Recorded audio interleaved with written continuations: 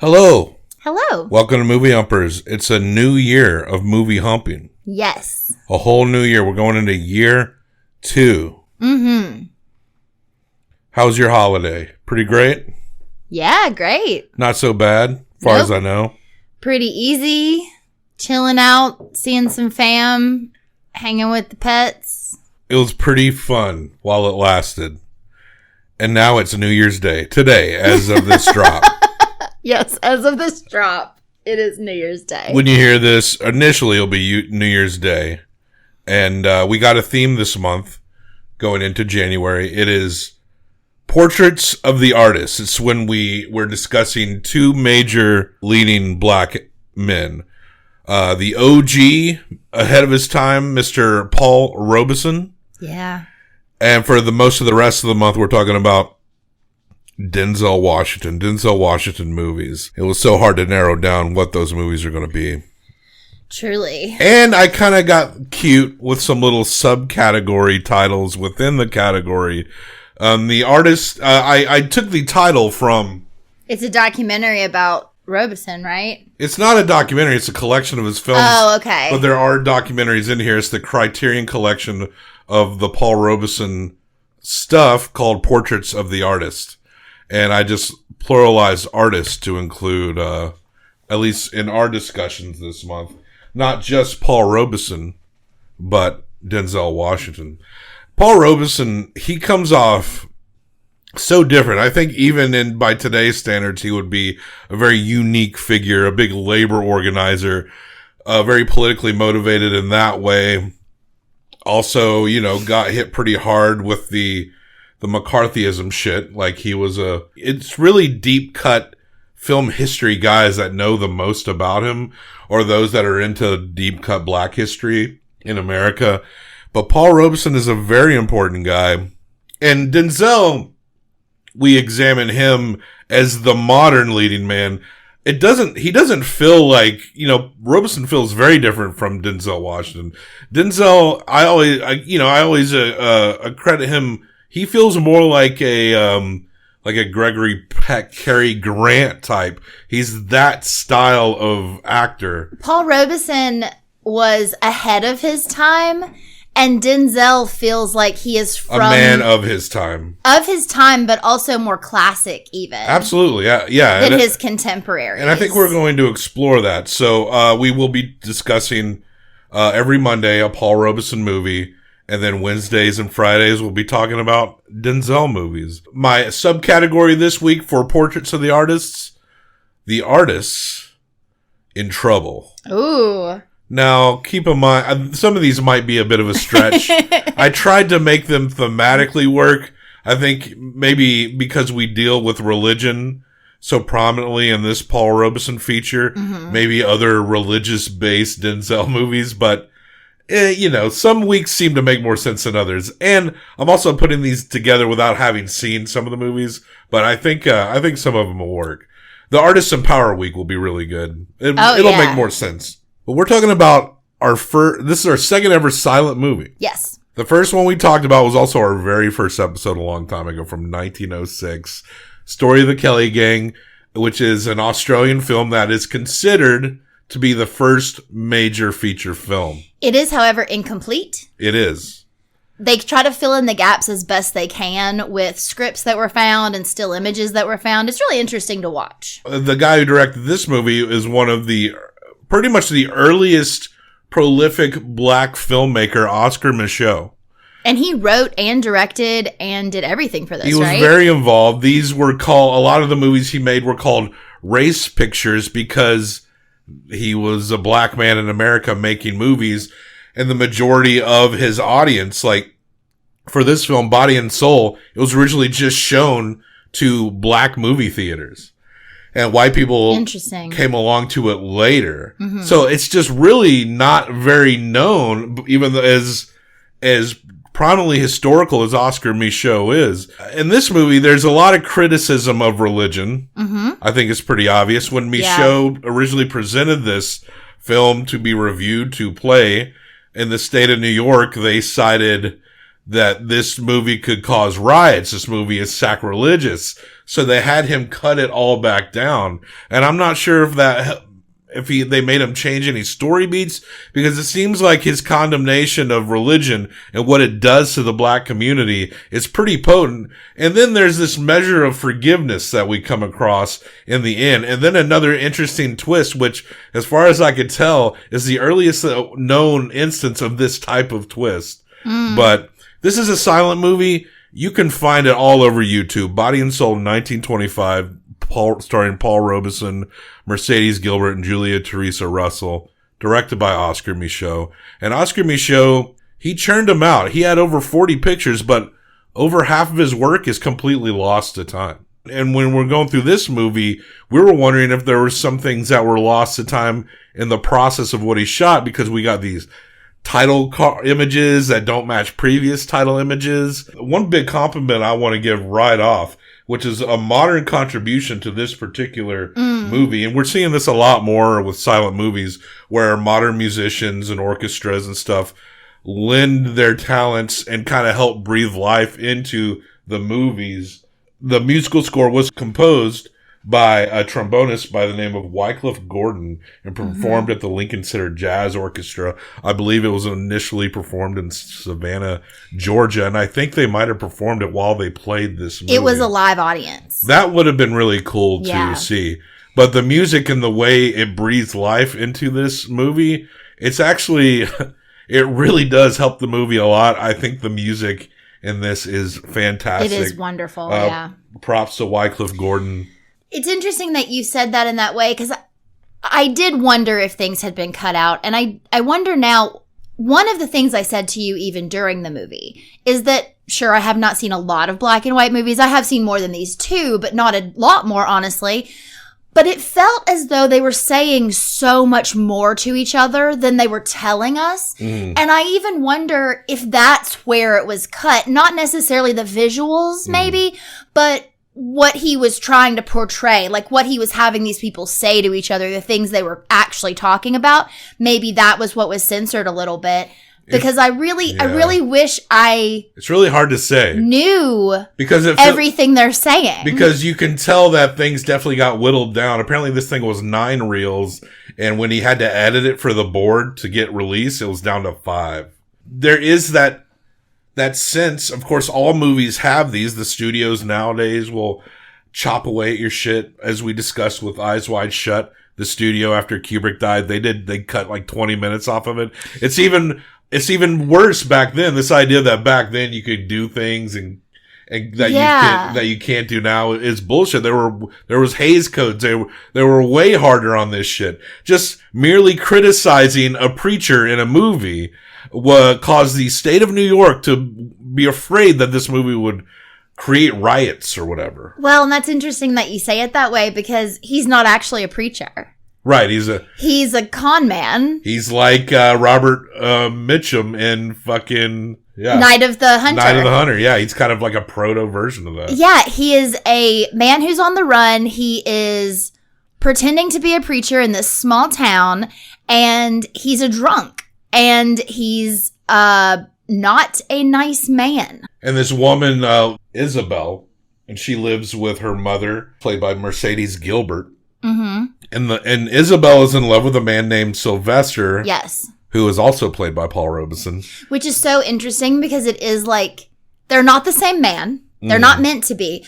But they're the two men in her life. Their demeanor. And one of them is good and nice to her and wants to take care of her. And the other one is got the whole town wrapped around his finger, but is terrible and mean to her and ruins her. I know Micheaux was a big advocate. He was into the writings of Booker T. Washington. We see an image of Booker T. Washington and then another image of Booker T. on their wall. Yeah, in the mother's house. Yeah. Of Booker T., Abraham Lincoln, and Frederick Douglass. Yep. And I guess maybe that was a more common thing back then. I'm not sure. This deeply religious woman having an image of Booker T. Not to say that she wouldn't. Booker T. had criticisms for religion. And the mother is deeply religious to the point where she wants her daughter to marry this corrupt, fake preacher. And she believes in him 1,000%. She believes in him 1,000%. And even to the point where anything that is accusing of the preacher, whether the daughter's like, oh, he's a drunk, he stinks. She just doesn't believe him, as though you can't just say that about a man of God. Even though, how dare you? Even though we see this mother in that very exaggerated silent film way kind of have these pauses and these suspicions, and then it's like she just wipes it away in her mind. It's such a... I love those moments because these are very... She is a very good actress in that. You had to do so much more work. You really had to... When you couldn't hear their voices, like so much has to read on their faces. You could so tell when the little girl, I call her little girl, but when the daughter was sad or when she was hurt or when she was happy, like everything about her without being huge. The mother in those moments you're just speaking about, it's so great because you can see her going, wait, did something bad happen? Is something bad happening? Isabel just No, it's not. Isabel just looked generally depressed constantly. She was also so skinny and tiny that she just looked like frail. Yeah. And sad. So the preacher, Jeremiah Jenkins, the Reverend Isaiah T. Jenkins, or Jeremiah, I thought it was Jeremiah Jenkins, comes across a guy that he used to be locked up with who's like a crook, because he's a crook, and they were locked up together. And there's like and they deal through this guy who might be cheating people at cards and stuff. And he owns a bar. And we don't really address a lot of that, but it is played up into a scene in which that dude who knows him runs out of money, so he goes to him and is like, basically blackmails him, like, I'll tell everyone you're a liar if you don't give me money. Unless you don't give me money. And that leads into a story in which we don't get the whole story at first, and then we lean back on it, and then we go back into a story before the story in which she's trying to communicate. Like the money is gone. The mother keeps it in the book. She's in the Bible. She keeps it in her Bible. She's already told Sylvester, like, no, you ain't going anywhere. Sylvester, when the mom says Sylvester's not going anywhere, it's because he wants to marry her daughter. So the mom wants her daughter to marry the preacher, but the daughter wants to marry Sylvester. He's an inventor, which we kind of find out at the end. I think that must have gotten part of the cutout stuff. It must have, because some things are missing. Also, speaking to the man he was locked up with, there's this thing at the beginning where the preacher has gone to this bar and he's getting drunk. And the man asks him for money, and the preacher's like, oh no, you give me money or else I'm going to start preaching bad about your bar again. Like, he's a swindler from the first second. There's a tiny also line that I wonder if there was more to it, where the man he was locked up with says to him, I just happened upon you. I didn't even know you were here. I'm out scouting for girls to go work at whatever the fuck Big Bertha's titty bar. I can't remember what he called it, but he was like, and that Isabel sure looks like a good one. You know, like but then that didn't go anywhere either. So I don't know. It was just these little jabs to let you know that these guys are gross. Well, the mother leaves Isabel and the preacher alone together. And then he's going to save her soul. Yeah, to save her soul. And she comes back, and we see that she does suspect something's off. And then he leaves. And then Isabel's crying and clinging to her. And Isabel runs away. And then that's when the mother finds out that the money's been taken. Isabel leaves a note taking the blame for taking the money. And she runs off to Atlanta. Mm-hmm. And she's gone for months, and the mother tracks her down. And then Isabel breaks down the story. And not only breaks down that, like, no, actually the preacher took it and talked her into taking the blame because your mother wouldn't believe you anyway, and she was kind of right at first. But also tells a story of a previous story where they're caught in a storm, and the preacher... That scene was crazy also, where they're running around in the storm, like in circles, like they can't see. It's supposed to be nighttime. Yeah, and they end up in like an abandoned cabin in the middle of the night, and the preacher rapes her. Yeah. So he has this over her, and then she actually says to her mom, but I knew Sylvester would understand and take care of me because, you know, she was supposed to be a virgin, right? And the preacher rapes her, but she's like, Sylvester still wanted me, and you said no to Sylvester. And then you left me the fuck alone with this man again. And that time he didn't rape her, but he was hurting her and basically like, money, I need money, where's the money? Because that guy's swindling him. Right. And she breaks down and tells him, so he gave her $10 to catch a train. He told her, get the fuck out of town. No one's going to believe you that I took this money. Your mama's going to think you took this money. She's never going to believe you over me. So get out of here. The daughter is so heartbroken and the mother feels so bad because she's finally convinced. But the daughter dies in bed of a broken heart, I suppose. Well, and at first her mom's like, why are you making this up? And she's like, I told you I couldn't tell you because you wouldn't believe me and you're not believing me now. And that's when the mom finally was like, wait a second. So we cut to the church. Good Lord. And the reverend, the fake reverend, is preaching the dry bones in the valley sermon.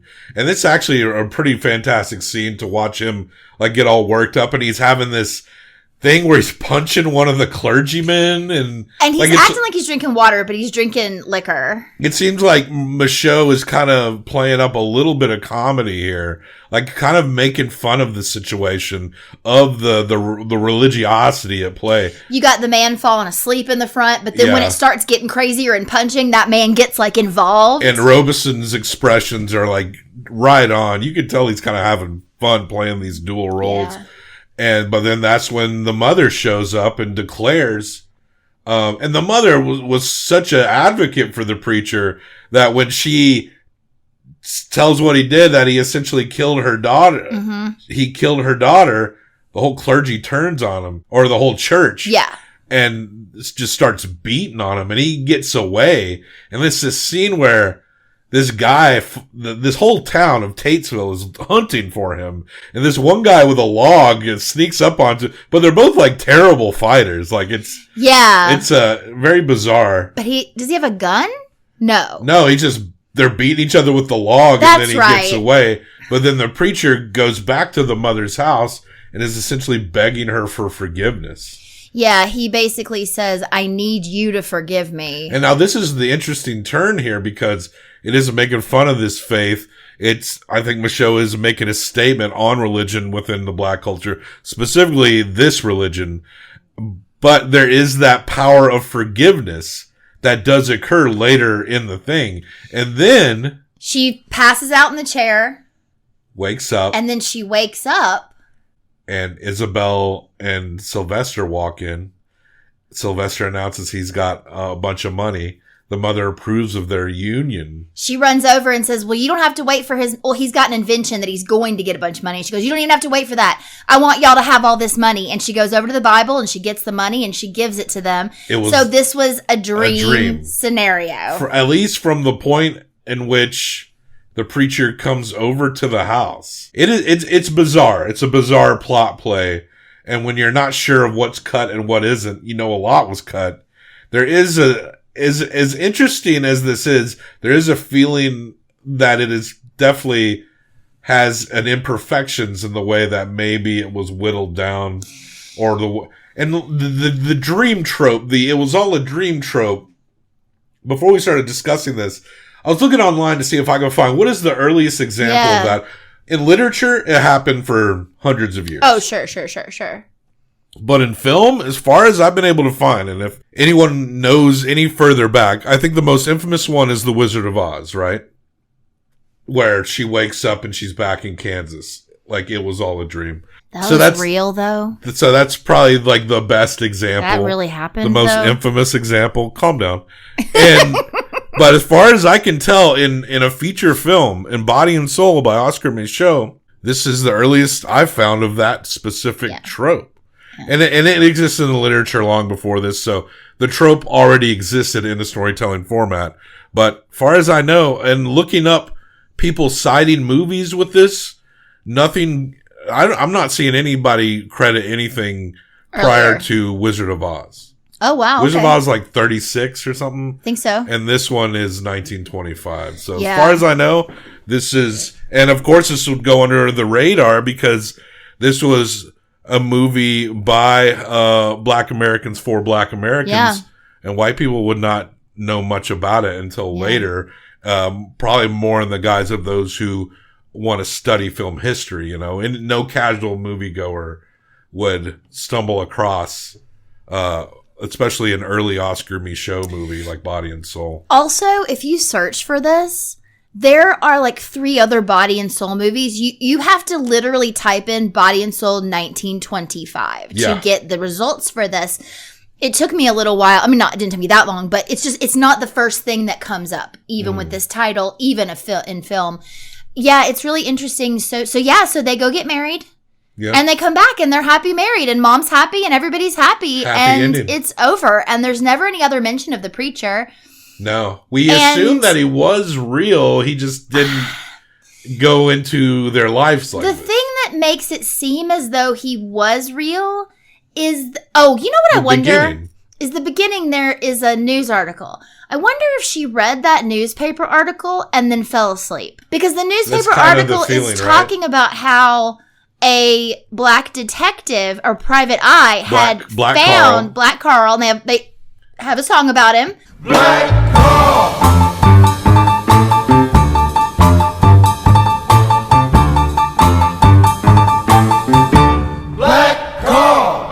It's like the only words I think that you hear. I was curious about Black Carl as a character. Like, we don't see him. I know. But, like, imagine some noir, some early 20th century noir. That would be so cool. With the Black Carl character. Maybe he's in some of these other films or lost films, because it seems like someone you're supposed to know. Yeah. The way that they talk about him. At least in the article. But yeah, that he had found this man who had been pretending to be a preacher. So in the article, it's past tense. So now I'm realizing, I think that mom read that article and then fell asleep and dreamed all and that. dreamed, what if that man was here? And what if he... What would I do? What would he do? What would I do? Yeah. Well, she failed in her own dream. And for some reason, she gave him the same face as Sylvester because she had doubts about Sylvester. It's kind of a fun way to look at it. Yeah. Well, Body and Soul, like I said, you can watch this on YouTube. I think it's always worth looking at the important history of films. And this is like a major work in the history of black filmmaking. So I would recommend checking it out just for that. And there's nothing wrong. Absolutely. Nothing wrong, a little more knowledge under your belt. Well, we're going to properly rate this movie. Yeah. You can give 1 through 5. We're going to give 1 through 5 combined for best out of 10. An interesting historical feat. Maybe a dream trope before it was beaten into the ground. But still the story is a little haywire, but the characterizations and the acting are really kind of fun to take in. Yeah, and I want to... One thing that really stuck out to me is the way some of the shots were done. The majority is pretty straight on, and it almost feels like you're watching a play, right, in the mom's house. But when the preacher is before and after he attacks Isabel, is it Isabel? Yes. It's a close-up on his feet. Huh, yeah. You don't see him in those moments where he's being his worst. You see his feet, and then you see her scared, and then you see, it says half an hour later, and his feet leaving. And there's something about the way that was handled, and who knows if they cut bits out. But it was very interesting to me because it very much felt like we can't even go head on in this scene. It's so bad that we can't even show you. Yeah. As Michaud kept going, he was very prolific, always wanting to make a very unsubtle statements in all of his work. And I think it kind of I think it ran out of steam for a lot of his audiences later in life. Sure. But when you see, as I had mentioned before, the Booker T. Washington image on the wall, that could have existed in a lot of black households. But at the same time, that image of Booker T appeals more to what Oscar Michaud is trying to say than it would be for maybe the philosophies of the mother herself, who seems to be much more religiously motivated than either Washington or Michaud were. Yeah. But so it's kind of just fun to analyze it right there. But this is my first Oscar Michaud, and it'd be interesting to find some more. Yeah. So what do you rate it? I'm going to give this movie a 3. I think a 3 is rock solid for sure. So that's a 6. And I'm very, very excited to watch more Paul Robeson movies. Oh, yeah. We got one more silent, and then there'll be talking after that. He is very charismatic. He definitely comes across. Body and Soul by Oscar Michaud. We think it's as good as Cocaine Bear, Live and Let Die, The Sum of All Fears, and Taste the Blood of Dracula. It's at least as good as those movies. And there we go. Check the show notes for links, other places to find us. Like, subscribe, leave a comment, a correction, some historical facts. We will be going into some Denzel, because this is for the portraits of the artists, and this is the artists in trouble. So look at that picture there that I'm posting on the screen right now, and you can see what Denzel movies are going to be coming later this week. And so come back Wednesday for the Denzel goodness. Mm-hmm. We're going to just be having a good time, all right? And we kind of failed to really come to a consensus on the new sign-off for the New Year's. I don't want death to all traitors, but I don't want to be overly saccharine. That's not working either. So I think we're going to go with, for the year 2024, a thing you said early on when we were trying to figure something out. Mm-hmm. And I think an early suggestion was fuck the haters. Yeah. The theme for 2024 is fuck the haters. All right. So that said, fuck the haters. And I woke up early this morning, got started on my way. I had to work all day to earn this good money, pain, misery, and strife. I had to work for this blood money every day of my life. I said my sun's gonna shine, shine, shine, and it's gonna shine all the day long. I said my sun's gonna shine, shine, shine, and I'm gonna keep on singing my song. And I'm